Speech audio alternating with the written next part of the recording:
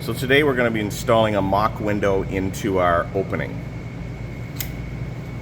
The mock window is going to be obviously 1 inch smaller to the outside of it compared to our opening, and in height as well. You'll notice what I've done here is I've actually gone ahead and I put 2 pieces of OSB, making up the 1/2 inch on the bottom, just to make it a little bit easier to install it. I've gone ahead and I've shimmed the top with equal spaces on each side, a 1/2 inch, and I've actually gone ahead and pre-drilled a hole into here. The next step will be to level the window. As you can see on the level, it's a little bit low on this side over here. So what I will do is I will shim it up, and I can just take a piece of the shim. I got it fairly snug there. I'll shove it up here, and then I'll put a shim in to the window. And because these are tapered, the more I push it in, the more pressure it will put on to my window. And I've got that absolutely perfectly level right now.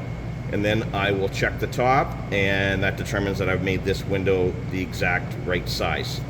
I want this window to sit 1 inch back from my drywall. Then we're going to put a stool on the bottom, casing and jam extensions around it, and then an apron on the very bottom of the window edge. So I'm going to go ahead, I'm going to screw this in, and then I'll come back and I'll show you how to shim the sides. Okay, I've gone ahead and I've made sure my window's set a 1/2 inch or 1 inch back, from the opening on each side, and I put a screw, and notice my screws went right through my shims. The next step is to level the bottom. Now that I've got it level, I'm going to plumb it. So when I put my level on here, I notice it's got to go that way a little bit. I usually tend to do the side that's got to have some force on it, simply because it will hold my shims into place a little bit better.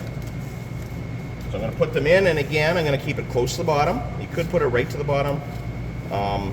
Doesn't really matter too much. I put a little bit of pressure on there. So I think that moved over slightly, not quite enough, however. Okay. That has moved over. We just need a little bit more. It's going to put a little bit more pressure on there like that. And I have that pretty much shimmed over to perfectly plumb. All right, again, I'll double check my other side. And I have that pretty much right where I want it. Okay, one more double check just to make sure I'm liking it. So I want to check and make sure that I'm 1 inch back from my drywall edge again, so my jam extensions will work. And I measure that, and I am exactly 1 inch back from my drywall edge.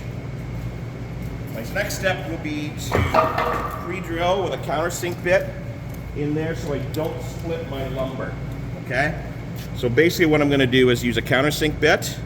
It'll pre-drill a pilot hole and then a room for the head of the nail. So I'm going to make sure that's right in the middle.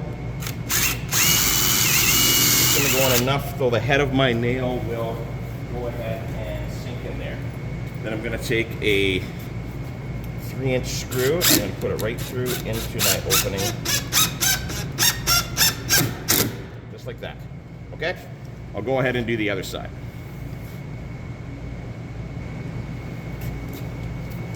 So the same thing again, I'm going to shim the other side out. One shim on the inside, one shim on the outside, so that they're tapered against each other. And I'm going to give that a fairly good pull snug, just like that. Okay? Then I'm going to check to make sure I'm 1 inch, and I am 1 inch. I'm going to pre-drill through my shims once again. I'm going to double check that that didn't move on me, and I'm still sitting at 1 inch from the drywall edge. Should come back just a little bit, and I can probably just eyeball that and hold as I do it. Again, screw right through the shims. Okay. The last thing I have to do is I need to cut my shims off, and I have a couple different ways that I can actually go ahead and do that. The one way I can do it is I can do it with my knife. This was the old school way of doing it. And what I can do is I can actually just score this with my knife and then break it off, okay? The new way to do this is with a multi-tool. A little quicker, a little easier. You just want to be careful you don't scratch this up too much. But you just take the multi-tool, go ahead and cut them all off. So that's the mock window installation. we will come back next and we will do the trim process.